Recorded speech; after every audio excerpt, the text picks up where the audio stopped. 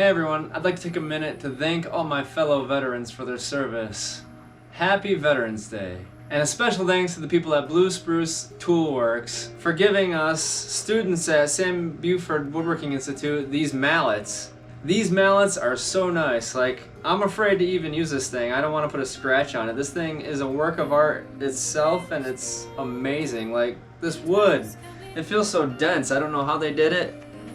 And then they even inlaid a little American flag with their company name and a Veterans Day greeting there. Look at this. It's so shiny.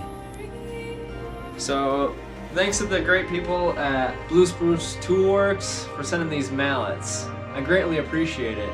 Thank you for supporting the veterans. Thanks for watching, and if you guys are enjoying my content, please like and subscribe. God bless.